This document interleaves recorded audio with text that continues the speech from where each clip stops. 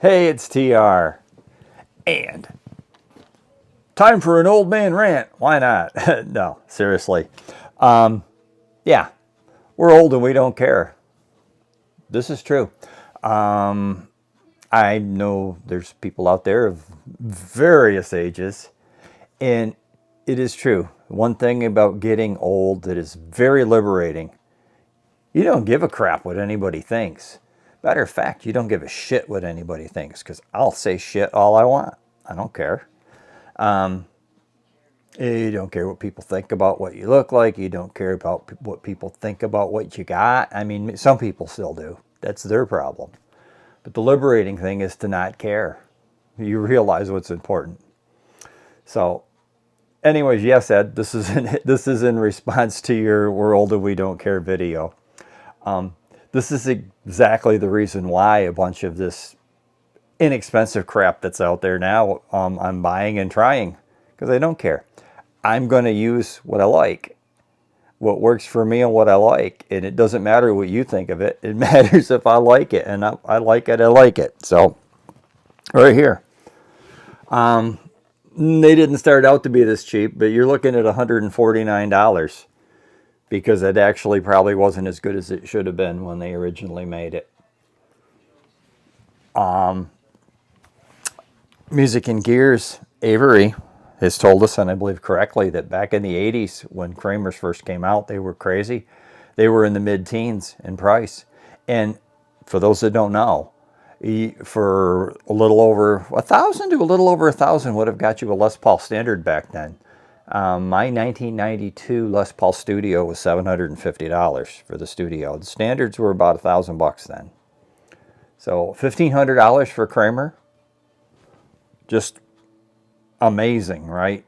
$150, and it says Kramer on it. If you care what it says, I mean, it's made in Indonesia. Actually, no, this one isn't. This is made in China. I stand corrected. My other ones are made in Indonesia. This one's made in China.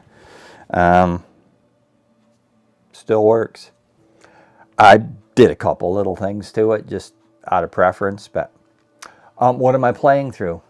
What are we listening to here? Because back again to Music and Gear to Avery. He's got the coolest. That's what I wanted to tell Ed. Ed would get a kick out of this. He's got the coolest. He's still got his 1980s rig. He's an 80s guy, and he's got his rig from the 80s with the rack, with the tube preamps, tube power amp, and the like 16-bit digital processing, and it sounds fabulous. And as he says, that's if you want to get the 80s sound, you got to use the 80s gear. He's got the ART. What is it? SGX. It's called. It's the processor. So cool.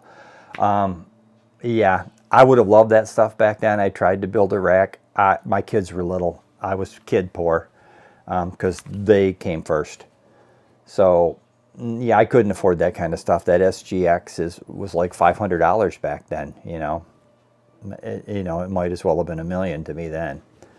So anyways, I'm playing through a processor, sort of, now. It's a modeler. And you can hate them if you want, but...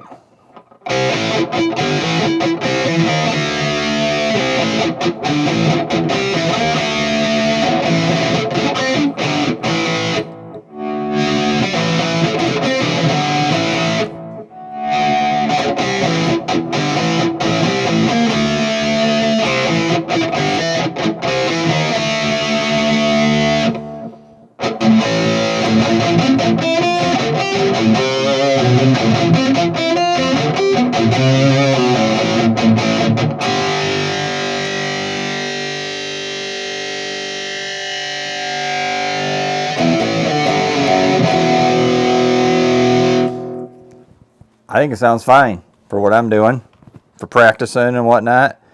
You're listening to $80 worth of Chinese-made digital guitar modeling. And as stated, I don't care. Okay, I'm old and I don't care. Something this little can make that sound. I'm happy and I'm going to use it. I'm not going to preach that you should get one. I don't care if you get one. More for me.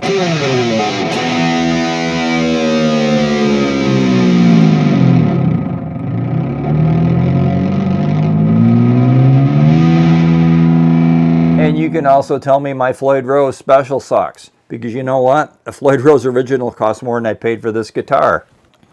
This works for me.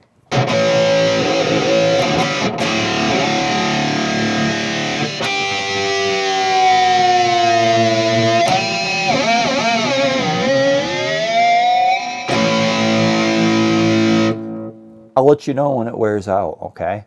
I don't know. Make yourself happy. Doesn't matter what it says on the headstock. If it says anything at all on the headstock, hey, if you got some skills to fix some things up, want to do it, go ahead. Have fun. Point of this being is, what other people think really doesn't matter. And the older you get, the more you find that out. And I know for some this is falling on deaf ears, and for some already know it. And maybe there's somebody in the middle that it will turn a light bulb on for. I don't know. You guys have a good one.